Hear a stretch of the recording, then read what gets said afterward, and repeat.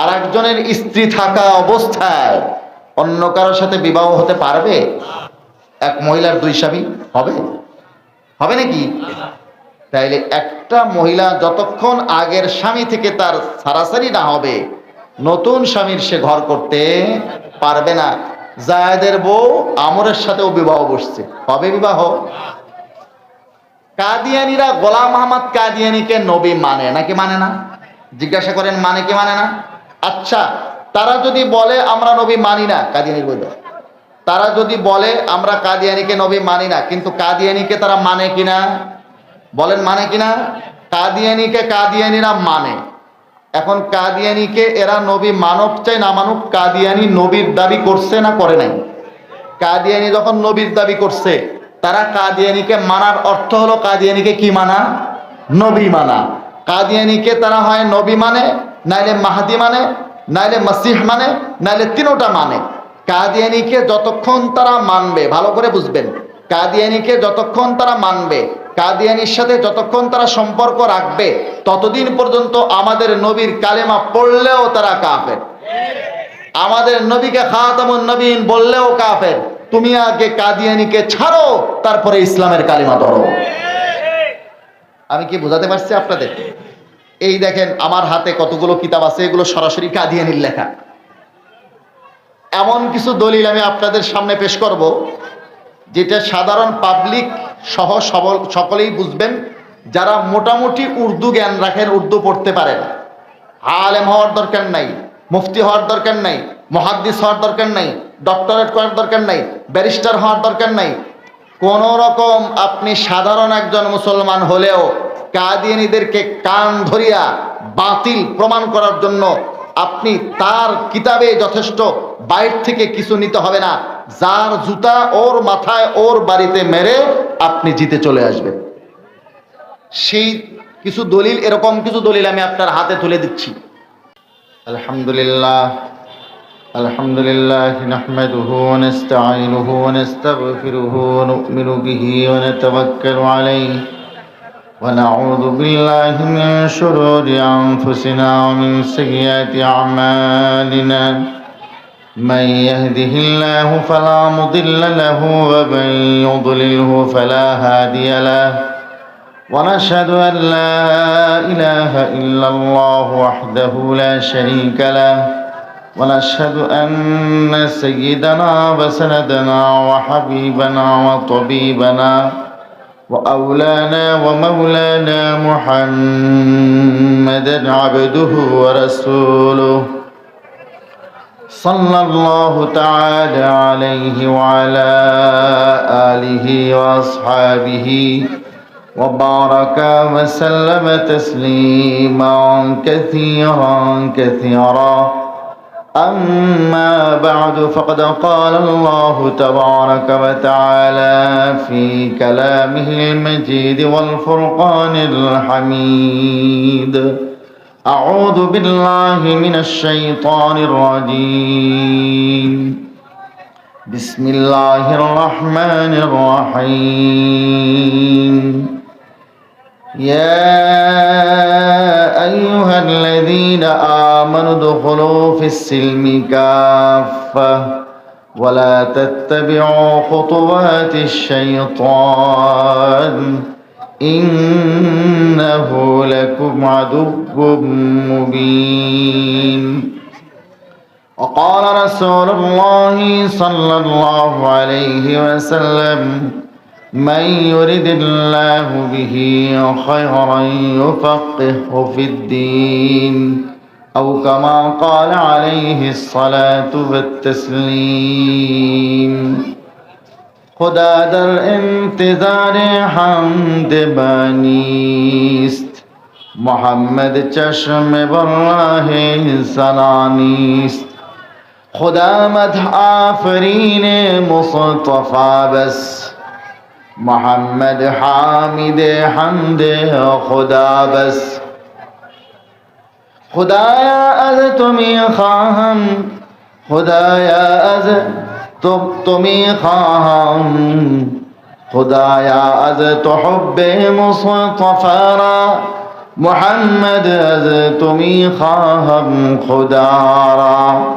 اللهم صل على محمد وعلى آل محمد كما صليت على إبراهيم وعلى آل إبراهيم إنك حميد مجيد. اللهم بارك على محمد وعلى آل محمد كما باركت على إبراهيم وعلى آل إبراهيم إنك حميد مجيد. معزز হাজিরিন, ওই আল্লাহ পাক রব্বুল আলামিনের লক্ষ কোটি শুকর ও সুজুদ যে রব্বুল আলামিন আমাদেরকে নন্দিয়ারা দারুল উলুম কওমিয়া হাফিজিয়া বাতনিয়া মাদ্রাসার উন্নতি কল্পে আজকের এই মাহফিলে উপস্থিত হবার তৌফিক এনায়েত করেছেন। আমরা সকলেই আল্লাহ পাক রব্বুল আলামিনের শুকর আদায় করি, বলি আলহামদুলিল্লাহ। সূরাতুল বাকারা এর 208 নম্বর আয়াতে কারিমা আমি আপনাদের সামনে তেলাওয়াত করেছি। প্রসিদ্ধ হাদিসের কিতাব আল জামিউল মুসনাদুস সহিহুল মুখতাসার মিন উমুরি রাসূলিল্লাহ সাল্লাল্লাহু আলাইহি ওয়াসাল্লাম ওয়া সুনানিহি ওয়া আইয়ামিহি, যে কিতাবটার আসল নাম এবং সংক্ষেপে যেটাকে আমরা সহিহুল বুখারী বা বুখারী শরীফ বলি, এই কিতাবুল ইলমের 16 নম্বর পৃষ্ঠার একটি হাদিস শরীফ পড়ে শুনিয়েছি। আল্লাহ পাক রব্বুল আলামিনের তৌফিক, আপনাদের দোয়া যদি আমার সাথে থাকে, ইনশাআল্লাহ এর উপরে কিছু কথা আরজ করার জন্য চেষ্টা করব। আমা তৌফিক ইল্লা বিল্লাহ। তো মুআজ্জাজ হাজিরিন, সূরাতুল বাকারার 208 নম্বর আয়াতে কারিমাতে আল্লাহ পাক রব্বুল আলামিন আমাদের ঈমানদারদেরকে উদ্দেশ্য করে, ঈমানদারদেরকে সম্বোধন করে একটি নির্দেশ দিয়েছেন। রব্বুল আলামিন বলেন, ইয়া আইয়ুহাল্লাযীনা আমানু, এ আমার ওই সমস্ত বান্দাবান্দিরা যারা তোমরা ঈমান এনেছো, উদখুলু ফিস সিলমি কাফা, তোমরা ইসলামে পরিপূর্ণ প্রবেশ করো, ইসলামে পরিপূর্ণ প্রবেশ করো। তাহলে বোঝা যায় ইসলাম শুধুমাত্র জন্মের সময় আমাদেরকে একটা মুসলমানের নাম রাখা হয়েছে, কিছুদিন পরে সুন্নতে খাতনা করে মুসলমানি করে দেওয়া হয়েছে, এরপরে কোরবানির সময়গুলোতে আমরা গরুর গোশত খাই, মাঝে মধ্যে মিলাদ পড়ি, এতে আমরা পরিপূর্ণ মুসলমান হয়ে যাব না। পরিপূর্ণ ইসলাম বলতে যেই দ্বীনকে বোঝায়, শরীয়তকে বোঝায়, এটা আসলে শুধুমাত্র এতটুকুনের নাম না। তো ইসলাম কি জিনিস? রব্বুল আলামিন বলেন, উদখুলু ফিস সিলমি কাফা, ইসলামে পরিপূর্ণ প্রবেশ করো। তো ইসলাম জিনিসটা কি? ইসলামের অনেকগুলো শাখা আছে। ইসলামের 1 নম্বর শাখা হলো ইতিকাদাত, ঈমান। ঈমানের সাথে সম্পৃক্ত বিষয়গুলো, এটা হলো ইসলামের 1 নম্বর শাখা। 2 নম্বর শাখা ইবাদাত। ইবাদতের মধ্যে নামাজ, ইবাদতের মধ্যে রোজা, ইবাদতের মধ্যে যাকাত, ইবাদতের মধ্যে হজ, ইবাদতের মধ্যে তেলাওয়াত, ইবাদতের মধ্যে জিকির, এই সব কিছু ইবাদতের মধ্যে অন্তর্ভুক্ত। মুআমালাত, আমার আপনার লেনদেন, যত প্রকারের লেনদেন মুআমালা আছে, এগুলো ইসলামী হতে হবে। মুআশারাত, আমাদের ব্যবহার আচার, চাল চলন, এগুলো ইসলামী হতে হবে। আখলাক, আমাদের চরিত্র, আচার আচরণ, শিষ্টাচার, এটাও ইসলামী হতে হবে। এই সবগুলো যে 5টার কথা বললাম, ইসলামের এগুলো এক একটা এমন শাখা যে এক একটা মহাসমুদ্র। 1 নম্বর বিষয় হলো ইতিকাদাত। ইতিকাদাত মানে যে বিষয়গুলো আমাদেরকে ঈমানের মধ্যে আমরা যেগুলোকে বিশ্বাস করি, ইতিকাদ রাখি, এগুলোকে বলতেছে ইতিকাদাত। যেমন আল্লাহর উপরে বিশ্বাস রাখা, রসুলের উপরে বিশ্বাস রাখা, আখিরাতের উপরে বিশ্বাস রাখা, তাকদীরের উপরে বিশ্বাস রাখা, আসমানি কিতাবের উপরে বিশ্বাস রাখা, রসুলের উপরে বিশ্বাস রাখা, ফেরেশতার উপরে বিশ্বাস রাখা, এগুলো হলো সব ইতিকাদাত, এগুলো তো হেডলাইন, এর আবার প্রত্যেকটার ব্যাখ্যা আছে। এটা ইসলামের একটা বিশাল শাখা। এখন আমরা তো মনে করেছি যে শুধুমাত্র একজন মানুষ কালেমা লা ইলাহা ইল্লাল্লাহু মুহাম্মাদুর রাসূলুল্লাহ পড়লে মুসলমান হয়। লা ইলাহা ইল্লাল্লাহু মুহাম্মাদুর রাসূলুল্লাহ এই কালেমা পড়ার পরেও অনেক সময় দেখা যায় মানুষ এই কালেমা পড়িয়াও ঈমান হারা হচ্ছে। কালেমা পড়তেছে তারপরেও মুসলমান হইতে পারে না। মুসলমান ভাইরা আমার, কেউ যদি এরকম ইতিকাদ রাখে, এরকম বিশ্বাস রাখে যে আল্লাহ পাক রব্বুল আলামিন আমার রব, কিন্তু তার সাথে আরো কেউ শরীক আছে, তাহলে কালেমা পড়িয়াও কি সে মুমিন থাকবে? কেউ যদি এরকম বিশ্বাস রাখে আমার রিজিক দাতা তো আল্লাহ, আমাকে সন্তান দেনেওয়ালা আল্লাহ, আমাকে সুস্থ করার মালিক আল্লাহ, আমাকে অসুস্থ করার মালিক আল্লাহ, কিন্তু পীর বাবাজিও আমাকে সন্তান দিতে পারে, অসুস্থ হইলে আমাকে সুস্থ করতে পারে।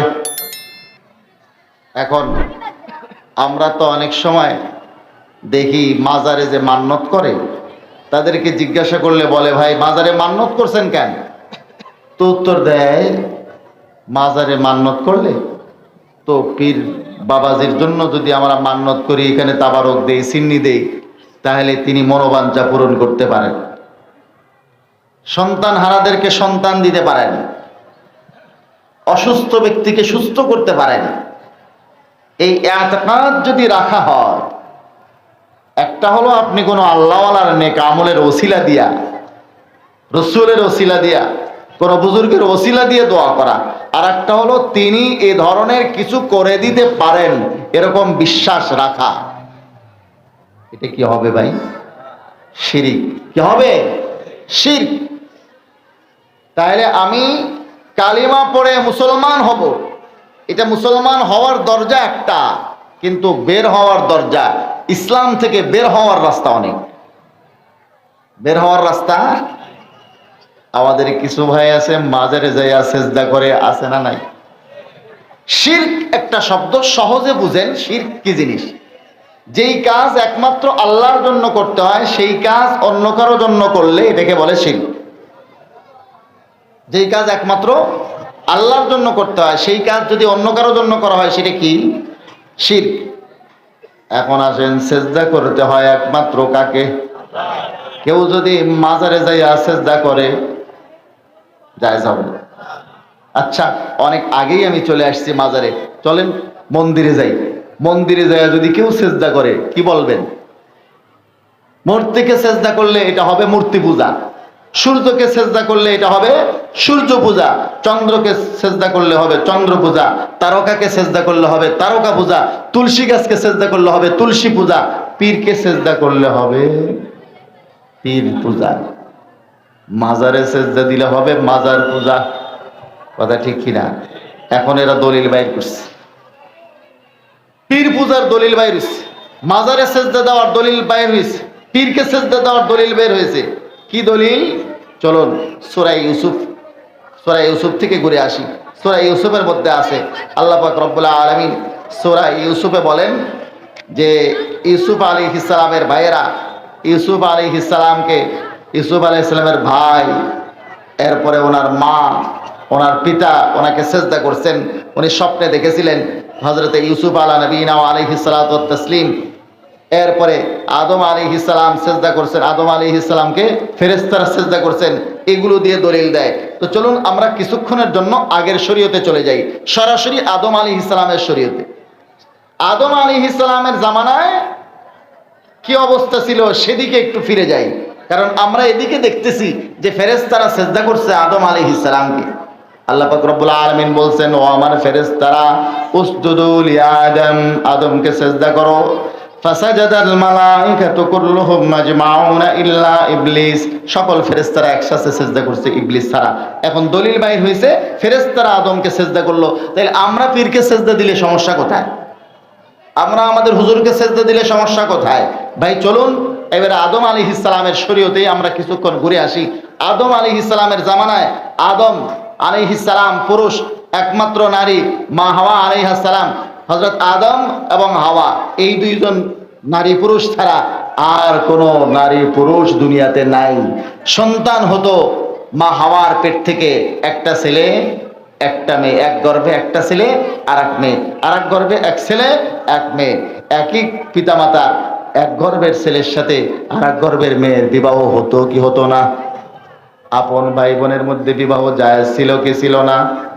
আদম আলাইহিস সালামের শরীয়তে একই পিতামাতার ঔরসে জন্ম নেওয়া আপন ভাই বোনের মধ্যে বিবাহ জায়েজ ছিল। আমাদের এই শরীয়তে কি জায়েজ হবে? জায়েজ হবে? তাহলে আপনি ওই শরীয়তের মাসলা দিয়া এই শরীয়তের মধ্যে দলিল দিলে চলবে না। আদম আলা নবীনা আলাইহিস সালাতু ওয়াত তাসলিমের জামানায় সাজদাতুত তাহিয়্যা, সম্মান সূচক সেজদা, যেটাকে সাজদায়ে তাযীমি বলে, এটা বৈধ ছিল। আর এই শরীয়তে উম্মতে মুহাম্মাদিয়ার এই যুগে এসে নবী মুহাম্মদুর রাসূলুল্লাহর শরীয়তে এসে সম্মান সূচক সেজদা, তাযীমি সেজদাও জায়েজ নাই। আর আরেকটা আছে যেটা সাজদায়ে তাহাব্বুদি, ইবাদতের নিয়তে সেজদা দেওয়া, সম্পূর্ণ কুফরি। ইবাদতের নিয়তে যদি সেজদা দেয় সঙ্গে সঙ্গে কাফের হয়ে যাবে। মানুষ ইসলামের মধ্যে দাখিল হওয়ার রাস্তা একটা, কালিমা পড়লেন, ইতিকাদের সাথে ঈমানের সাথে মুসলমান হবেন, কিন্তু ইসলাম থেকে বের হওয়ার রাস্তা অনেক। কেউ যদি বলে হারাম কাজ করতেছে, হারাম কাজ করার সময়, জিনা করার সময় বিসমিল্লাহ বলল, চুরি করার সময় বিসমিল্লাহ বলে চুরি করলো, মদ খাইলো বিসমিল্লাহ বলে, মুফতি সাহেবরা আছেন, জিজ্ঞাসা করেন ঈমান থাকবে কিনা? ঈমান থাকবে? হারাম কাজে বিসমিল্লাহ, ঈমান থাকবে না। এখন যদি কেউ বলে নায়িকার দিকে তাকাবেন আল্লাহর নাম নিয়া, নায়িকার দিকে তাকাবেন আল্লাহর নাম নিয়া, আল্লাহর নাম নিয়ে কোন নায়িকার দিকে তাকাতে বলা হারাম কাজের এরকম নির্দেশ দেওয়া, এবং এই ধরনের কাজ যদি কেউ করে, নায়িকার দিকে, হারাম কাজের দিকে চোখের জেনাটা শুরু করলো আল্লাহর নাম নিয়ে বিসমিল্লাহ বলে, তাইলে এই বক্তার ঈমান কোথায়? আর যারা এটার উপর আমল করবে তাদের ঈমান কোথায়? এই বক্তারে এর আগে আমি তার বয়ান দেয় আমাদের আলী আহমদ ভাই তাহজিব সেন্টারের, রাজশাহী তাহজিব সেন্টারের, ওনাকে বলছিলাম সে আহলে কোরআন। এই বক্তা যে নায়িকার দিকে তাকাইতে বলে বিসমিল্লাহ বলিয়া আল্লাহর নাম নিয়া, সে আহলে কোরআন, হাদিস মানে না। কারণ সে অনেক জায়গাতে দেখা গেছে যে এরকম বক্তব্য দিছে যেগুলো হাদিস অস্বীকার করার শামিল। সঙ্গে সঙ্গে মুতাজিলাদের আকীদাও প্রচার করতেছে। কিরকম মুতাজিলাদের আকীদা প্রচার করছে আমি আপনাদেরকে বয়ান শোনাইতে পারি, কিন্তু আমি যেহেতু ইশারা ইঙ্গিতে বলতেছি, নাম বলতেছি না। নীতির রোধ করা আমার উদ্দেশ্য, ব্যক্তির না। ওনার বক্তব্য আছে সাহেব, আমার কাছে এখনো রেকর্ড আছে, আমি শোনাইতে পারি। কি বলছেন? উনি বলতেছেন যে কেউ যদি কবিরা গুনাহ করে, কবিরা গুনাহ করিয়া একবার জাহান্নামে যায়, সে জীবনেও কোনোদিন আর জান্নাতে যাইতে পারবে না। এর সম্পর্কে নাকি কোরআনের অনেক দলিল তার কাছে আছে, কোরআনের অনেক দলিল আছে যে একজন কবিরা গুনাহ করে, আপনি এক ওয়াক্ত নামাজ পড়েননি, কবিরা গুনাহ করছেন, জাহান্নামে গেলেন, জীবনে আর কোনোদিন জান্নাতে যাইতে পারবেন না। দাড়ি কাটছেন, হারাম কাজ করছেন, তাহলে একবার যদি জাহান্নামে যান, যারা একবার জাহান্নামে যাবে চিরদিন আর কোনোদিন জান্নাতে যাইতে পারবে না। এটা মুতাজিলাদের আকীদা। আপনি আজ শরহুল আকায়েদিন নাসাফিয়া বলেন, শরহুল আকায়েদিন নাসাফিয়ার মধ্যে সাফ লেখা আছে যে আহলুল কাবায়ের, যারা কবিরা গুনাহ করে এরা মুখাল্লাদ ফিন নার হবে, চিরস্থায়ী জাহান্নামী হবে। এই আকীদাটা হলো মুতাজিলাদের আকীদা। কিন্তু আমার এই ভাই, এই দিনী ভাই স্টেজে বসে প্রচার করছে যে এই ধরনের যদি কেউ জাহান্নামে যায়, জাহান্নামে গেলে আর কোনোদিন জান্নাতে যেতে পারবে না। আপনারা যে ওয়াজ শুনেন যে ঈমান থাকলে, কালিমা লা ইলাহা ইল্লাল্লাহ মুহাম্মাদুর রাসূলুল্লাহ পড়লে একদিন না একদিন জান্নাতে যাবে, সেটা নাকি ভুল কথা, এবং এই ব্যাপারে নাকি কোরআনের পর্যাপ্ত দলিল তার কাছে আছে। আমি ওই ইউটিউবারকে বললাম যে আপনি যেহেতু আমার সাথে সাক্ষাৎ হলে তো আমি সরাসরি ধরবো, এরকম খাতির করার অভ্যাস আমাদের নেই যে ইসলামের খেলাফ এমন বক্তব্য দিবে যে মানুষ ঈমান হারা হবে, আর সেগুলোর ব্যাপারে আমরা তার চক্ষু লজ্জার খাতির করব, তার চোখের দিকে তাকাইয়া আমি তার বাতিল প্রচার করতে সহযোগিতা করব, এই ধরনের কখনো আমরা করি না। তো আপনার সাথে সাক্ষাৎ হলে আপনি বলবেন যেটা মুতাজিলাদের আকীদা উনি প্রচার করতেছেন, তো আমাকে পরে আলী আহমদ ভাই বললেন যে আমি ওনাকে বলছি যে আপনি যে এই কথা বক্তব্য দেন, যে ওয়াজ করেন, এটা মুতাজিলাদের আকীদা। তখন তিনি উত্তর দিয়েছেন যে এটা যে মুতাজিলাদের আকীদা আমি তো সেটা জানি না। মুতাজিলাদের আকীদা উনি সেটা জানেন না, ওয়াজ করতেছেন। আরো বক্তা আছে স্টেজে বয়ান করে, কিন্তু আহলে কোরআন বুঝেন, এই ফিতনা সম্ভবত এইদিকে আসে নাই, আসছে। আহলে কোরআন কাদেরকে বলে? যারা কোরআন মানার স্লোগান দিয়ে হাদিস অস্বীকার করে। এই ফিতনা এখন আসবে, এই ফিতনা এখন আসবে। কি জন্য আসবে জানেন? আমি সেটা বিস্তারিত বলবো না, ওলামায়ে কেরাম থেকে পার্সোনালি জানবেন। কারণ রাষ্ট্রীয় সহযোগিতা যদি কোনো সময় কোনো বাতিল ফিরকা পায়, তখন তারা আস্তে আস্তে মাথাচাড়া দিয়ে উঠে। এরকম কোনো সহযোগিতা তারা পাওয়ার হয়তো আশ্বাস আছে, যার কারণে এই বাতিল ফিরকা, এটা এমন মারাত্মক বাতিল ফিরকা যে এই বাতিল ফিরকা মানুষের ঈমানকে ধ্বংস করে দেয়। সেটা হলো আহলে কোরআনের ফিতনা। ভালো করে বুঝবেন, আহলে কোরআনের ফিতনা কি? যারা কোরআন মানে হাদিস অস্বীকার করে, কোরআন মানে হাদিস অস্বীকার করে, কোরআন মানে হাদিস মানবে না বলে। এই দেখেন, আমি কোরআন শরীফ এটা তো অনেক জায়গাতেই দেখাচ্ছি, আপনাদেরকেও দেখাই। এই যে আমার হাতে যে কোরআন শরীফটা দেখতেছেন, এটা হলো এদের লেখা। প্রথম পৃষ্ঠায় দেখেন ফেরাউনের ছবি, দেখতেছেন? ফেরাউনের ছবি। কোরআন রিসার্চ ফাউন্ডেশন নামে একটা ফাউন্ডেশন খুলছে, কোরআন রিসার্চ ফাউন্ডেশন। কত সুন্দর নাম! এখন সুন্দর নাম না দিলে, সুন্দর নাম না রাখলে মানুষকে ধোঁকা দেওয়া যায় না। সম্পাদনা পরিষদের মধ্যে প্রথমেই যে নামটা, professor doctor Mohammad Motiar Rahman. Professor doctor Mohammad Motiar Rahman, তার আপন ভাই, তিনি একজন দাওরা হাদিস মাদ্রাসার মৌলানা মাহবুবুর রহমান সাহেব মুহতামিম ছিলেন খুলনাতে। আমি খুলনা এখানে গিয়েছি সপ্তাহখানেক আগে, তো সেখানে দেখলাম একটা মাদ্রাসা, তার পাশেই ডক্টর পার্ক নামে এই ডাক্তার মতিয়ার রহমান সাহেবের বাড়ি। তিনি মানুষকে কোরআন রিসার্চ ফাউন্ডেশনের অধীনে কোরআন রিসার্চের নাম দিয়া আস্তে আস্তে আহলে কোরআন বানাইতেছে। মনে রাখবেন, যারা হাদিস অস্বীকার করে, যারা কোরআন মানার স্লোগান দিয়া হাদিস অস্বীকার করে, তারা মুসলমান না, তারা মুসলমান না, তারা মুসলমান না। হাদিস যারা অস্বীকার করে তারা মুসলমান না। আল্লাহ রসুল এ ব্যাপারে একটা ভবিষ্যৎবাণী করেছেন, আমি সেটা আপনাদেরকে হাদিস থেকে দেখাই দিই। হাদিস তিরমিজি শরীফের 2য় খণ্ডের 95 নম্বর পৃষ্ঠার 2664 নম্বর হাদিস দেখেন। 95 নম্বর পৃষ্ঠাতে 2664 নম্বর হাদিসে এখানে হযরতে মিকদাম বিন মাআদি কারিব রাদিয়াল্লাহু তাআলা আনহু থেকে হাদিস বর্ণিত আছে। আনিল মিকদাম ইবনে মাআদি কারিব রাদিয়াল্লাহু আনহু قال قال رسول الله صلى الله عليه وسلم, আল্লাহর হাবিব সাল্লাল্লাহু আলাইহি ওয়াসাল্লাম ইরশাদ করেন, আলা, সতর্ক থাকো, হাল আসা রাজুলুন ইয়াবলুগুল হাদিস আন্নী, ভবিষ্যতে এমন কিছু লোক আসবে যার কাছে আমি নবী মুহাম্মদুর রাসূলুল্লাহ হাদিস পৌঁছবে। ওয়া হুয়া মুত্তাকিউন আলা আরিকাতিহি, যে অবস্থায় সে তার সুসজ্জিত আসনে টেক লাগাইয়া হেলান দিয়ে বসে থাকবে। ফায়াকুল, তাদের বক্তব্য হবে এরকম, বাইনানা ওয়া বাইনাকুম কিতাবুল্লাহ, বলে আমাদের মাঝে আর আপনাদের মাঝে আছে আল্লাহর কিতাব কোরআন। এই কোরআন আমরা মানব। ফামা ওয়াজাদনা ফিহি হালালান ইস্তাহালালনাহু, কোরআনের মধ্যে যে বস্তুগুলোকে আমরা হালাল পাই সেগুলোকেই হালাল মনে করব। ওয়ামা ওয়াজাদনা ফিহি হারামান হারামনাহু, আর কোরআনের মধ্যে যে বিষয়গুলোকে আমরা হারাম পাই শুধু সেগুলোকেই হারাম মনে করব, হাদিস মানব না। এরকম কিছু লোক আসবে, এরকম কিছু লোক আসবে। আল্লাহ রসুল বলেন এরা বাতিল। ওয়া ইন্নামা হাররামা রাসূলুল্লাহি কামা হাররামাল্লাহ, অথচ আল্লাহ রসুল যেগুলোকে হারাম করেছেন সেগুলোকেও এরকম মানতে হবে যেরকম আল্লাহর হারামকৃত বস্তুগুলো মানতে হয়। আল্লাহর হারামকৃত বস্তুগুলোকে যেভাবে মানতে হয়, আল্লাহ রসুলের হারামকৃত বস্তুগুলোকেও তেমনি মানতে হবে। যারা বলবে মানবে না তারা মুসলমান না। তারা কি না? হাদিস অস্বীকারীরা মুসলমান এ কথা কেউ দাবি করতে পারবে না। কারণ কি জানেন? হাদিস অস্বীকারীরা কাফের হওয়ার, অমুসলিম হওয়ার কারণ হলো তাওহীনের রিসালাত। তাওহীনের রিসালাত মানে রসুল অবমাননা। কারণ এরা আমাদের রসুলকে ডাকপিয়ন মনে করে। রসুলকে কি মনে করে? ডাকপিয়ন মনে করে। আমি বলেছিলাম কালিমা লা ইলাহা ইল্লাল্লাহ মুহাম্মাদুর রাসূলুল্লাহ পড়লেই মানুষ মুসলমান হয় না। আল্লাহ রসুলের উপরে বিশ্বাস যথাযথ রাখতে হবে, আল্লাহর উপরে বিশ্বাস যথাযথ রাখতে হবে।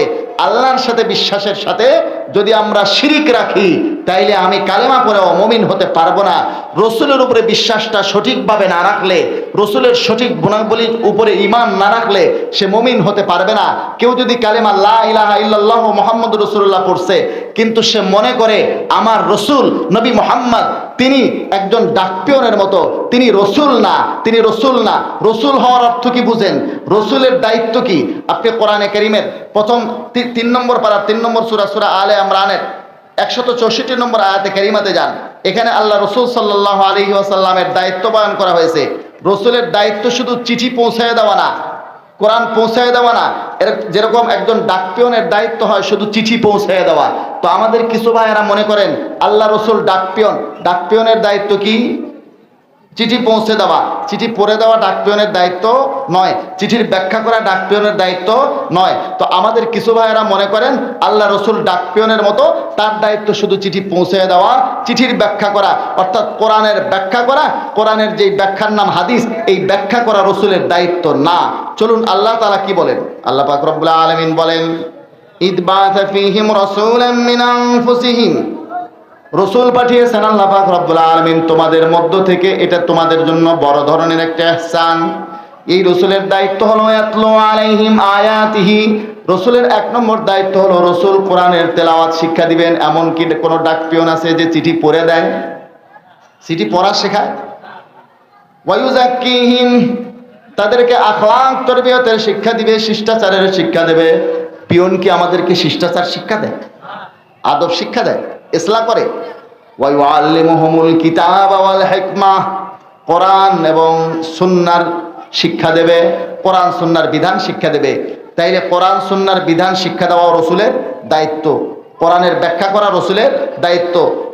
রসুল করিম সাল্লাল্লাহু আলাইহি ওয়াসাল্লামের উপরে কোরআনের আয়াত নাযিল হয়েছে, ইন্না আলাইনা জামাহু ওয়া কুরআনা সুম্মা ইন্না আলাইনা বায়ানা, যে আমি কোরআন নাজিল করা এটা আমার দায়িত্ব, এরপরে কোরআনের ব্যাখ্যা করা আমি রব্বুল আলামিনের দায়িত্ব। কোন ব্যাখ্যা গ্রন্থ কি নাজিল হয়েছে? হয় নাই। এই ব্যাখ্যা গ্রন্থের নাম হাদিস।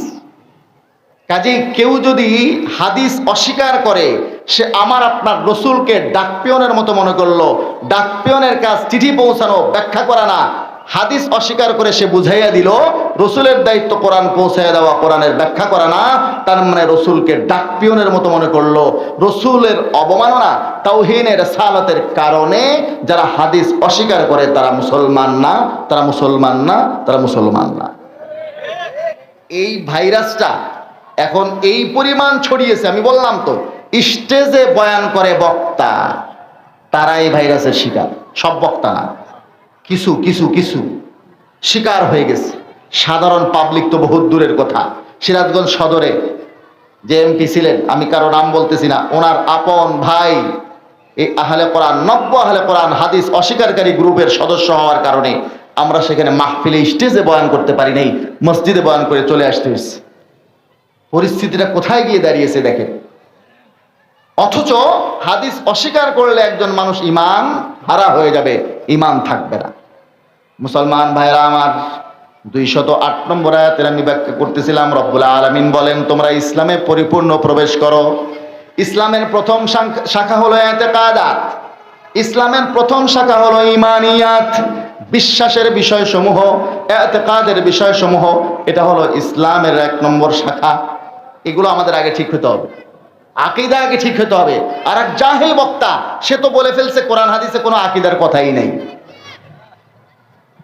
লেখাপড়াই জানে না। 1990 সালে সবকিছু করে শেষ করছে উনি, সবকিছু 1990 সালে। এই মিস্টাররা আকীদা সম্পর্কে কোনো ধারণাই নাই, সে লেকচার দেয় কোরআন হাদিসে বলে আকীদা সম্পর্কে কিছুই নাই। অমুকের আকীদা খারাপ, আপনারা বলেন কোরআন সুন্নাহয় তো আকীদা সম্পর্কে কিচ্ছু নেই। বলেন দেখি এই আকীদা না পড়ে মৌলবী কেমনে হইছে? একজন মানুষ ইসলামের যে কয়টা শাখা সে মানবে, এর 1 নম্বর হলো ইতিকাদাত। এতেকাদাত, ইমানের বিষয়সমূহ ঠিক না হলে আপনি ইবাদত করে কোনো লাভ নেই। এক লোক বলে গেছে ডাক্তারের কাছে, যাইয়া বলে, ভাই ডাক্তার সাহেব একটু আসেন দেখি। বলে কি সমস্যা? বলে আমার আব্বা যেন কেমন কেমন করতেছে। ডাক্তার সাহেব আসে, ওনার পিতাকে চেক করে দেখলেন। চেক করার পরে রিপোর্ট দিলেন, আপনার পিতার হাত ঠিক, পা ঠিক, অঙ্গ প্রত্যঙ্গ সব কিছু ঠিক। বলে সমস্যা কি? বলে সমস্যা সামান্য, এটা হলো তার রূহটা নাই। আচ্ছা বলেন দেখি, সমস্যা কি সামান্য না মারাত্মক?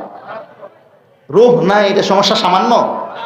এখন আমাদের কিছু ভাইয়েরা বলে সব কিছু ঠিক আছে। আরে নামাজ পড়ে, নামাজ পড়ে, তুমি তারে বলো তার আকীদা ঠিক নেই। আরে ভাই নামাজ তো পড়ে, নামাজ তো পড়তেছে। মৌলানা আব্দুল মজিদ নদীম সাহেব রহমতুল্লাহ আলাইহি ঘটনা শোনাইছিলেন। বলে আমি নামাজ পড়ে আসলাম, আমার ভক্ত এক লোক বলতেছে, কয় আপনি নামাজ পড়ছেন কার পিছনে? এই যে মসজিদে নামাজ পড়ে আসলাম। এই তো খ্রিস্টান, ইমাম তো খ্রিস্টান, আপনার নামাজ ধরে পড়তে হবে। বলেন দেখি, নামাজ আমি পড়লাম, কিন্তু আমার যদি আকীদাই ঠিক না থাকে, আকীদা ঠিক না থাকলে নামাজ পড়ে কি করব? এক নম্বরে মানুষের আকীদা ঠিক হতে হবে। কেউ যদি কোরআন মানে বলে হাদিস না মানে, সে ইমানদার হতে পারবে না। একটা বাহাসের ঘটনা শুনে, ওই আমার নামে মোনাজারের এলান হয়তো, মোনাজারার একটা বিষয় থাকে সব সময়। একটা মোনাজারের ঘটনা শুনে, হযরত আব্দুল্লাহ বিন মাসউদের সাথে এক মহিলা মোনাজারা করতে আসছে। কি মোনাজারা করতে আসছে এক মহিলা? চলুন দেখি। বুখারী শরীফ খণ্ড নম্বর 2, পৃষ্ঠা নম্বর 725, হাদিস নম্বর 4886। গুগল ইন্টারনেটে এই নাম্বারে আপনি হাদিসটি পাবেন। বুখারী শরীফ খণ্ড নম্বর 2, পৃষ্ঠা নম্বর 725 আর হাদিস নম্বর 4886। গুগল ইন্টারনেটের নাম্বার এটা, মেইন কিতাবে 4697 নম্বর হাদিস হিসেবে পাবেন। আর আব্দুল্লাহ রাদিয়াল্লাহু আনহু قال, হযরত আব্দুল্লাহ বিন মাসউদ রাদিয়াল্লাহু তাআলা আনহু থেকে বর্ণিত, তিনি বলেন, লানাল্লাহুল ওয়াশিমাতি ওয়াল মুতাওয়াশিমাত, আল্লাহ তাআলার অভিশাপ ওই সমস্ত মেয়েদের উপরে, আল ওয়াশিমাত, যারা শরীরের মধ্যে উল্কি অঙ্কন করে দেয়। অন্য মেয়েদের শরীরের মধ্যে যারা উল্কি অঙ্কন করে দেয়, ট্যাটু অঙ্কন করে দেয়, খোদাই করে নাম লেখে, ডিজাইন করে, ট্যাটু বলে, উল্কি বলে, অন্যের শরীরের মধ্যে যারা উল্কি অঙ্কন করে দেয়। ওয়াল মুতাওয়াশিমাত, আর ওই সমস্ত মেয়েদের উপর আল্লাহর অভিশাপ যারা অন্যের মাধ্যমে নিজের শরীরের মধ্যে উল্কি অঙ্কন করাইয়া নেয়।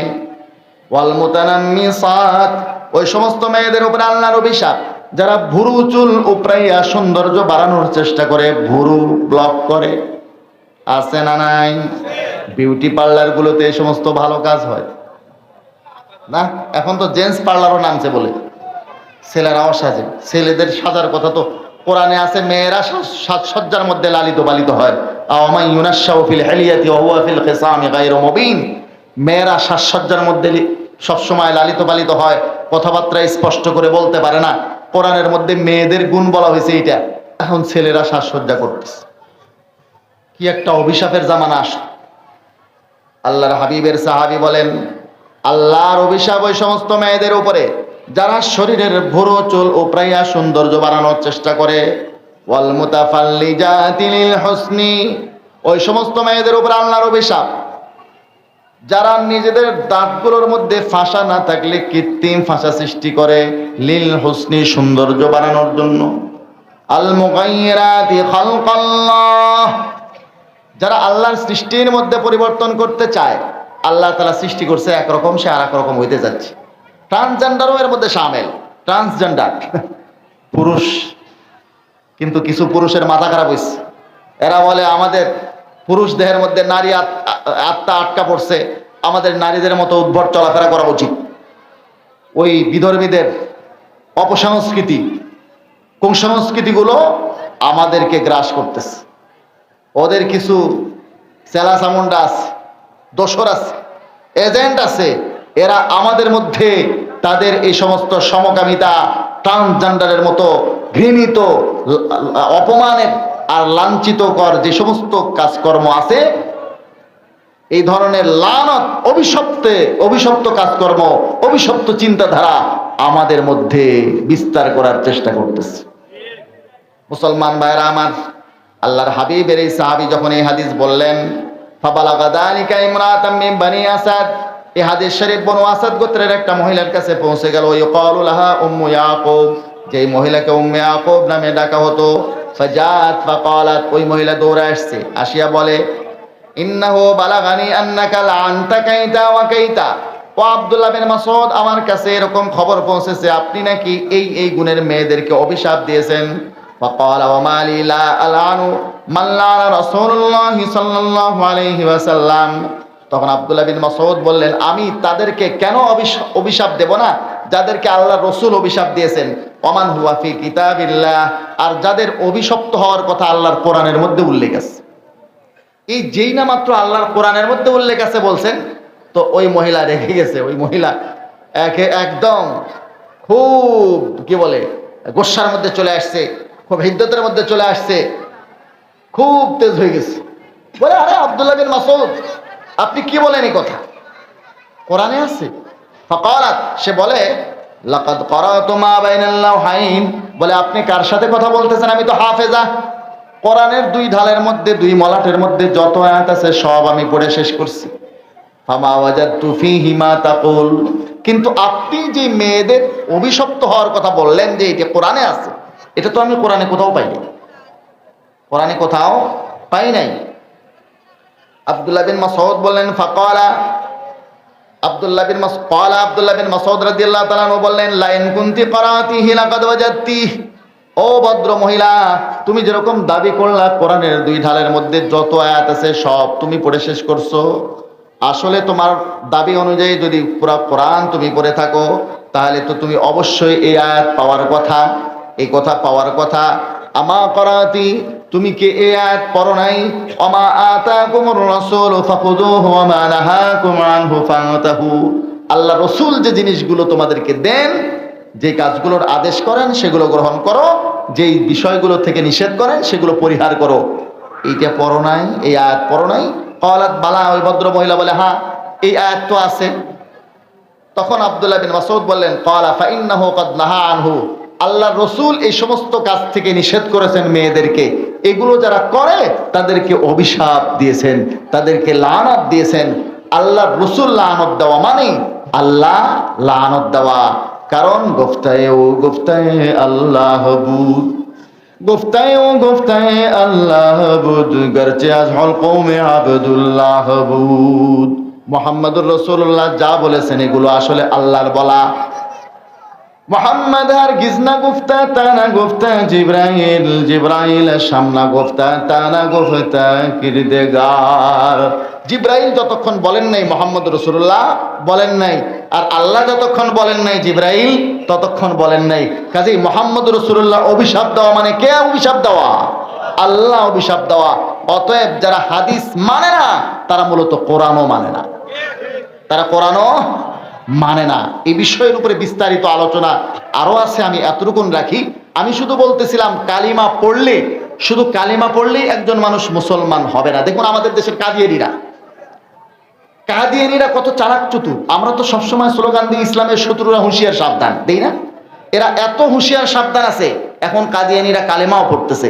কাদিয়ানীরা এখন আর কাদিয়ানী নাম প্রচার করে না, তারা এখন নাম বলে আহমদিয়া মুসলিম জামাত। আমাদের দেশের মুসলমানরা অনেক সরল, তারা চিন্তা করে বাপরে বাপ আহমদিয়া মুসলিম জামাত, না জানি কত বড় খাঁটি মুসলমানেরা। কারণ আমার দেশের মুসলমানরা জানে এই দেশে একদল মিলাদ করে, আছে না নাই? তারা সুন্নি মুসলমান দাবি করে। আর একদল আছে যারা মিলাদ করে না, আছে না নাই? একদল আছে আমিন জোরে বলে, আছে না? বুকের উপরে হাত বাঁধে 2.5-3 ফিট পা সরাই দিয়ে নামাজ পড়ে। আর এক গ্রুপ আছে না আমিন আসতে বলে, পা গুলো স্বাভাবিক রাখে, আছে না নাই? এরা মনে করে আহমদিয়া মুসলিম জামাত না মানে মুসলমানদের মধ্যেই একটা গ্রুপ, একটা দল। কিন্তু এরা বুঝে না আসলে আহমদিয়া মুসলিম জামাত নাম রাখলে হবে কি, এরা মূলত কাফের জামাত। কাদিয়ানীরা কাফের। জিজ্ঞাসা করবেন কত সুন্দর করে ইদানিং কালেমা পড়ে, লা ইলাহা ইল্লাল্লাহ মুহাম্মাদুর রাসূলুল্লাহ, কালিমাও তারা পড়ে। বলে আমাদের নবীকে নাকি তারা খাতামুন নবিয়্যিন বিশ্বাস করে। আমি একটা কথা আপনাদেরকে বলি, এই সব কিছু শুনবেন তারপরেও বুঝবেন মুসলমান কাদিয়ানীরা কাফের, কাদিয়ানীরা কাফের, কাদিয়ানীরা কাফের। তারা আমাদের নবীর কালেমা পড়লেও কাফের, তারা আমাদের নবীকে খাতামুন নবীন বললেও কাফের। কেন কাফের ভালো করে বুঝতে চেষ্টা করেন, কেন কাফের? তারপরেও কালিমা পড়লেও তারপরেও কেন কাফের কাদিয়ানীরা? আমাদের নবীকে খাতামুন নবীন বললেও কেন কাফের? একদম সাদামাটা উদাহরণ দিব, দলিলের দিক থেকে গেলে তো অনেক লম্বা হয়ে যাবে। ধরুন জায়েদ নামে একটা লোক আছে, থাকতে পারে না এক লোকের নাম জায়েদ? তো তার স্ত্রী আছে, বিবাহিতা স্ত্রী, জায়েদের থেকে তালাক নেয়নি, জায়েদও তালাক দেয় নাই। তার সাথে বিচ্ছেদের আগে আমরের সাথে বিবাহ বন্ধনে আবদ্ধ হতে পারবে? পারবে? আর একজনের স্ত্রী থাকা অবস্থায় অন্য কারোর সাথে বিবাহ হতে পারবে? এক মহিলার দুই স্বামী হবে? হবে নাকি? তাইলে একটা মহিলা যতক্ষণ আগের স্বামী থেকে তার সারাসারি না হবে, নতুন স্বামীর সে ঘর করতে পারবে না। জায়েদের বউ আমরের সাথেও বিবাহ বসছে, হবে বিবাহ? কাদিয়ানীরা গোলাম আহমদ কাদিয়ানীকে নবী মানে নাকি মানে না? জিজ্ঞাসা করেন মানে কি মানে না? আচ্ছা, তারা যদি বলে আমরা নবী মানি না, কাদিয়ানীর বই দাও। তারা যদি বলে আমরা কাদিয়ানীকে নবী মানি না, কিন্তু কাদিয়ানীকে তারা মানে কিনা? বলেন মানে কিনা? কাদিয়ানীকে কাদিয়ানীরা মানে। এখন কাদিয়ানীকে এরা নবী মানব চাই না মানুক, কাদিয়ানী নবীর দাবি করছে না করে নাই? কাদিয়ানী যখন নবীর দাবি করছে, তারা কাদিয়ানীকে মানার অর্থ হলো কাদিয়ানীকে কি মানা? নবী মানা। কাদিয়ানীকে তারা হয় নবী মানে, নাইলে মাহাদি মানে, নাইলে মসিহ মানে, নাইলে তিনোটা মানে। কাদিয়ানীকে যতক্ষণ তারা মানবে, ভালো করে বুঝবেন, কাদিয়ানীকে যতক্ষণ তারা মানবে, কাদিয়ানীর সাথে যতক্ষণ তারা সম্পর্ক রাখবে, ততদিন পর্যন্ত আমাদের নবীর কালেমা পড়লেও তারা কাফের, আমাদের নবীকে খাতামুন নবীন বললেও কাফের। তুমি আগে কাদিয়ানীকে ছাড়ো, তারপরে ইসলামের কালিমা ধরো। আমি কি বোঝাতে পারছি আপনাদের? এই দেখেন আমার হাতে কতগুলো কিতাব আছে, এগুলো সরাসরি কাদিয়ানীর লেখা। এমন কিছু দলিল আমি আপনাদের সামনে পেশ করব যেটা সাধারণ পাবলিক সহ সকলেই বুঝবেন, যারা মোটামুটি উর্দু জ্ঞান রাখেন, উর্দু পড়তে পারেন। আলেম হওয়ার দরকার নাই, মুফতি হওয়ার দরকার নাই, মুহাদ্দিস হওয়ার দরকার নাই, ডক্টরেট করার দরকার নাই, ব্যারিস্টার হওয়ার দরকার নাই। কোন রকম আপনি সাধারণ একজন মুসলমান হলেও কাদিয়ানীদেরকে কান ধরিয়া বাতিল প্রমাণ করার জন্য আপনি তার কিতাবে যথেষ্ট, বাইরে থেকে কিছু নিতে হবে না। যার জুতা ওর মাথায় ওর বাড়িতে মেরে আপনি জিতে চলে আসবেন। সেই কিছু দলিল, এরকম কিছু দলিল আমি আপনার হাতে তুলে দিচ্ছি। এই যে রুহানি খাজায়েন দেখতেছেন আমার হাতে, রুহানি খাজায়েন, এই কিতাবটা কাদিয়ানীর লেখা। এখানে স্পষ্ট করে লেখা আছে হযরত মির্জা গোলাম আহমদ কাদিয়ানী মসিহে মউদ ও মাহদিয়ে মউদ আলাইহিস সালাম। তারা নবীও মানে, মাহদিও মানে, মসিহও মানে, তিনটাই মানে। গোলাম আহমদ কাদিয়ানীর লেখা। তারা কাদিয়ানী হয় টাকার জন্য, কাদিয়ানী বানায় টাকার জন্য, বই ছাপে টাকার জন্য, বিক্রি করে টাকার জন্য, সব কিছু তাদের টাকা, আখিরাত কোনো সামনে নাই তাদের। তাদের কাছ থেকেই এগুলো কেনা, তারা ছাপছে, তাদের লাইব্রেরির থেকে টাকা দিয়ে আমরা কিনেছি।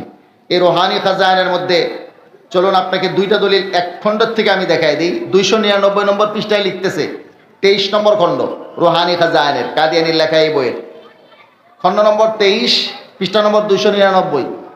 এখানে লিখতেছে তারিখ দা লোক জানতে হ্যাঁ, বলে ইতিহাস যারা জানে তারা এই কথা খুব ভালো করেই জানে कि आपके घर में 11 लड़के पैदा हुए थे और सब के सब फौत हो गए थे।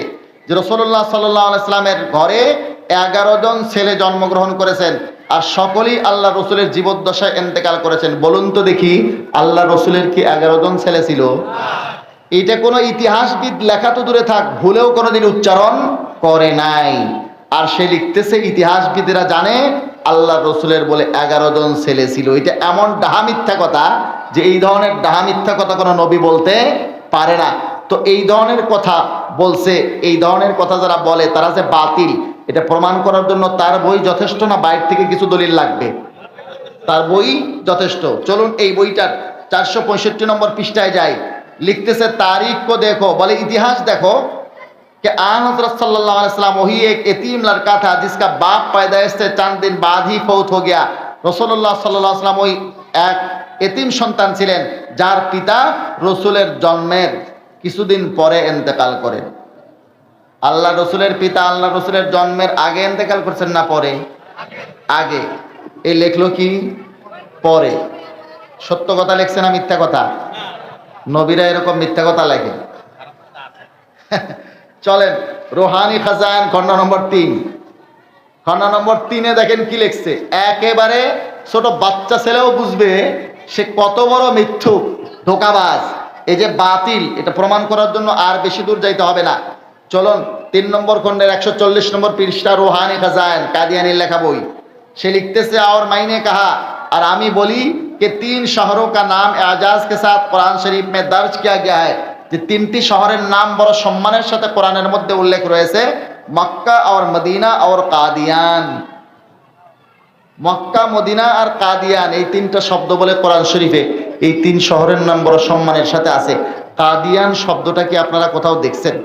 কোরআন শরীফে দেখছেন? কোনোদিন পাইছেন? সবাই তো কোরআন পড়েন, কোরআনের মধ্যে কাদিয়ান শব্দ আছে? আল্লাহর পক্ষ থেকে নাজিল কিন্তু কোরআনে তো নাই। তো তার উপরে শয়তানের পক্ষ থেকেও কিছু নাজিল হতো, সেখানে থাকতে পারে, সেখানে থাকতে পারে। মুনাজ্জাল মিনাল্লাহ যে কোরআন আছে সেখানে উল্লেখ নাই। এরকম ডাহা মিথ্যা কথা লেখে। তারপরেও প্রশাসনের কাছে যখন আমরা দাবি করি তাদেরকে কাফের ঘোষণা করার জন্য, আমরা বলি না এদেরকে দেশ থেকে বের করে দেন। এই দাবি করলেও অত্যুক্তি হবে না। বাংলাদেশ স্বাধীন হয়েছে পাকিস্তান থেকে, পাকিস্তান স্বাধীন হয়েছে ভারত থেকে, ভারত স্বাধীন হয়েছে ইংরেজদের থেকে। ইংরেজদের বিরুদ্ধে যখন ওলামায়ে কেরাম জিহাদের ঘোষণা দিয়েছিলেন, 3 কুলাঙ্গার সেই জিহাদকে হারাম ফতোয়া দিয়েছিল, তার মধ্যে কাদিয়ানি। ইংরেজদের বিরুদ্ধে জিহাদকে স্পষ্ট হারাম ঘোষণা দিয়েছে। যদি ইংরেজদের বিরুদ্ধে ওই জিহাদ না হতো, ভারত স্বাধীন হতো না।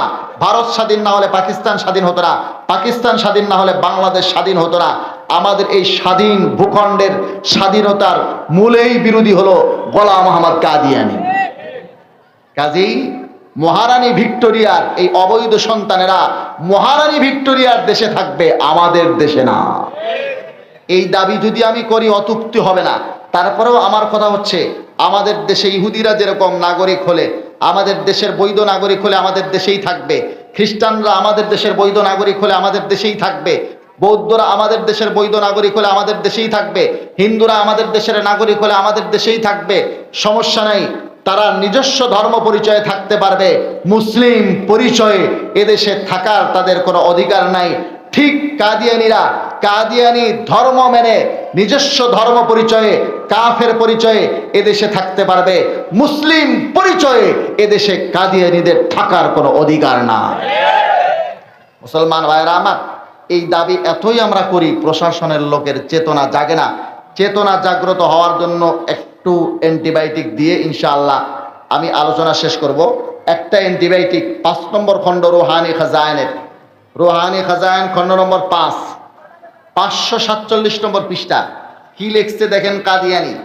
লিখতেছে তিলকা কুতুবন, সে তার এই কিতাবগুলো সম্পর্কে মিথ্যা বানোয়াট কথাগুলো লিখছে, এগুলো সম্পর্কে তার মূল্যায়ন। তিলকা কুতুবন, এগুলো এমন কিছু কিতাব, ইয়ানজুরু ইলাইহা কুল্লু মুসলিমিন বিআইনিল মাহাব্বাতি ওয়াল মাওয়াদ্দা, প্রত্যেক মুসলমান এগুলো ভালোবাসার দৃষ্টিতে, মহাব্বতের দৃষ্টিতে দেখবে। ওয়ায়ানতাফিউ মিন মাআরিফিহা, আর এর মধ্যে যে ইলম সমূহ আছে তার দ্বারা উপকৃত হবে। এর মধ্যে ইলম আছে না মূর্খতা আছে? এগুলোর এই ইলম দ্বারা বলে উপকৃত হবে। আর কি ওয়ায়াকবালুনি, আর বলে আমাকে গ্রহণ করবে, ওয়াসাদ্দিকু দাওয়াতি, আর আমার নবুয়তের দাবিকে মেনে নেবে, সত্যায়ন করবে। মানবে না কারা? ইল্লা যুররিয়াতাল বাগায়া আল্লাযীনা ফাতাবাল্লাহু আলা কুলুবিহিম ফাহুম লা ইয়াকবালুন। মানবে না শুধু তারা যারা বাগিয়া নারীর সন্তান, বাগিয়াতনের বহুবচন বাগায়া, বাগিয়া বলে জেনাকারিনী, ব্যভিচারিণী নারী, পতিতা নারী, বেশ্যা নারীর সন্তান যারা, তারা শুধু আমাকে নবী মানবে না। লেখলোকে গোলাম মোহাম্মদ কাদিয়ানি। আমি বলি আমাদের দেশের সাবেক তাহাজ্জুদ গুজার প্রাইম মিনিস্টার, যিনি কোরআন তেলাওয়াত দিয়ে দিন শুরু করতেন, উনি কি মুসলমান ছিলেন না কাফের? জোরে কন। মুসলমান ছিলেন না? ওনার দাবি তো মুসলমান, আমরা মুসলমানকে কাফের না বলি। এর আগের প্রাইম মিনিস্টার তিনিও মুসলমান ছিলেন। আমাদের বর্তমান প্রধান উপদেষ্টা তিনিও মুসলমান। আমাদের এমপি, মন্ত্রী, বিচারপতি, বাহিনী প্রধান এবং বাহিনীর সদস্যরা, যত রকম নিরাপত্তা বাহিনী আছে, বিচারক আছে, সকলেই কেউ হিন্দু কেউ মুসলমান। হিন্দুরা কি নবী মানে? ধরে কন মানে না। হিন্দুরা নবী না মানলে কাদিয়ানীকে নবী মানার প্রশ্নই ওঠে না। মুসলমানরাও কাদিয়ানীকে নবী মানে না। তাইলে গোলাম আহমদ কাদিয়ানীকে নবী কোনো মুসলমানও মানে না, হিন্দুও মানে না, নাস্তিকরা তো মানেই না। তাইলে সবগুলো লোককে সে কি বলল? বেশ্যা নারীর সন্তান। এরপরেও যদি আমাদের শরীরের চামড়া এতই মোটা হয় যে আমাদের চেতনা জাগ্রত না হয়, তাইলে চেতনা জাগ্রত করার জন্য আর কোনো অ্যান্টিবায়োটিক আমার কাছে নাই। এত বড় মারাত্মক গালি দেওয়ার পরেও যদি তাকে রাষ্ট্রীয়ভাবে অমুসলিম ঘোষণা না করা হয়, তাহলে আমাদের আর কি করার আছে? এগুলো মনে করা হয় আলেম ওলামাদের বিষয় না, এইগুলো কোনো রাজনৈতিক বিষয় না, আলেম ওলামাদের বিষয় না। কাদিয়ানীদেরকে রাষ্ট্রীয়ভাবে অমুসলিম ঘোষণা করা প্রত্যেকটা মুসলমানের ঈমানের দাবি। আমাদের প্রধানমন্ত্রী, প্রধান উপদেষ্টা বর্গ যারা আছেন, উপদেষ্টা পরিষদের সদস্য, তারা যদি মুসলমান হন, তাদের প্রত্যেকের চেয়ার থেকে দাবি ওঠা উচিত আমাদের না, তাদের চেয়ার থেকে দাবি ওঠা উচিত কাদিয়ানীদেরকে রাষ্ট্রীয়ভাবে অমুসলিম ঘোষণা। আমি আপনি মুসলমান দাবি করব, আল্লাহ রসুলের হাতে হাউজে কাউসারের পানি পান করতে যাব, সুপারিশ আনতে যাব। আল্লাহ রসুল যদি বলেন আমার খতমে নবুয়তের চাদর নিয়ে টানাটানি করা হয়েছে, গোলাম আহমদ কাদিয়ানী নবীর দাবি করছে, তখন তুমি তাকে কিছু বলো নাই, তার বিরুদ্ধে তোমাদের কোনো সংগ্রাম নাই। আজকে আসছো আমার হাতে হাউজে কাউসারের পানি পান করতে, সেদিন কি জবাব দেব আমরা? এখন বলবেন ওদেরকে রাষ্ট্রীয়ভাবে অমুসলিম ঘোষণা করার দরকারটা কি? দেখেন, ওদের বইপত্রগুলো মুসলমানের নাম দিয়ে যদি ছাপা হয়, এই বইপত্রগুলো পড়ে আরো মুসলমান কাফের হবে কিনা? তাদের সাথে আত্মীয়তা বন্ধনে আবদ্ধ হয়ে ফ্যামিলিগুলো কাদিয়ানি হবে কি হবে না? তাদের চ্যানেলগুলো দেখে আমাদের কমলমতি শিশুরা, যুবকরা, তারা কাদিয়ানি হবে নাকি হবে না? এই জন্য রাষ্ট্রীয়ভাবে তাদেরকে চিহ্নিত করে দেওয়ার দরকার আছে, দাগ লাগিয়ে দেওয়ার দরকার আছে। সকলেই চিনুক এটা অমুসলিম, এরা কাফের, এরা কাদিয়ানি ধর্ম পালন করে। তাহলে কেউ তাদের সাথে কোনো মুসলমান আত্মীয়তা বন্ধনে আবদ্ধ হবে না, কোনো মুসলমান তাদের বইপত্র পড়বে না, তাদের উপাসনালয়ে গিয়ে নিজের নামাজ ধ্বংস করবে না, তাদের চ্যানেল দেখে নিজেদের ঈমান ধ্বংস করবে না। জোরে বলেন ঠিক কিনা?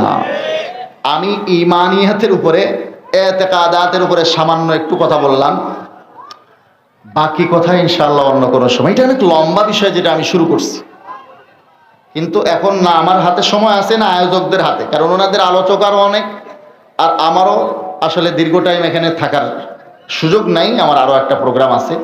তো দোয়া করবেন আমার জন্য। আমি যদিও বগুড়ায় থাকি এবং দেশ বিদেশের বিভিন্ন জায়গায় সফর করি, বিভিন্ন জায়গায় পড়ালেখা আমার আছে, কিন্তু আমি আপনাদের পাবনার সন্তান, সাথিয়াতে আমার বাড়ি, আমি আপনাদের সন্তান।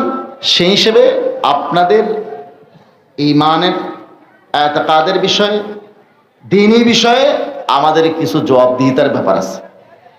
আমরা যতটা দরদ নিয়ে আপনাদেরকে বলবো, কোনো ডক্টর ফক্টর বিভিন্ন জায়গা থেকে যে আসে, বিভিন্ন ডক্টর এই সেই, আপনারা তাদের ভক্ত হইয়া তাদের পিছনে ছুটেন, আসলে এদের লেকচার যত বেশি, বাস্তবতা হতো না।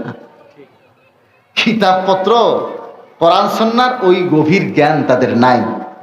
আমি তো এই দোস্তদেরকে হেরিকেন দিয়েও খুঁজে পাই না আলোচনায় বসার জন্য। ওনাদেরকে বলছি দেখেন, এই আকীদার বিষয় যেগুলো আছে, এগুলো নিয়ে আপনারা কথা বলিয়েন না, কারণ আকীদা বুঝেন না। খামাখা শিরকি আকীদা মানুষের মধ্যে প্রচার করে মানুষকে বেঈমান বানাইতেছে, বেদাত প্রচার করে মানুষকে বেদাতি বানাইতেছে। তো যেই অঙ্গ আপনি হাতে পান না, সেটা চুলকাইতে যান কেন? কেউ যদি কোনো অঙ্গ হাতে না পায়, সেটা চুলকাইতে গেলে পারবে চুলকাইতে? তো আকীদার বিষয়গুলো আপনারা বুঝেন না, সেগুলো বলতে যান কেন? তো আমাদের এরকম কিছু ভাই আছে, তাদের কথা শুনে আমার এলাকার লোকজন গোমরা হয়। কোথার থেকে লোক আসে, তাদের কথা শুনিয়া তাদের পিছনে ছুটিয়া বেদাতি হচ্ছে, মাজার পূজারি হচ্ছে। আল্লাহ পাক রব্বুল আলামিন আমাদেরকে সহি বুঝ দান করেন। আল্লাহ পাক রব্বুল আলামিন আমাদেরকে হেদায়েত করেন। কোরআন সুন্নাহর কথাগুলোকে সহিভাবে বুঝবার, শুনবার, আমল করার তৌফিক প্রথমে আমাকে, তারপর আপনাদের সকলকে দান করেন। ওয়া আখিরু দাওয়ানা আলহামদুলিল্লাহি রাব্বিল আলামিন। আসসালামু আলাইকুম ওয়া রাহমাতুল্লাহি ওয়া বারাকাতুহু।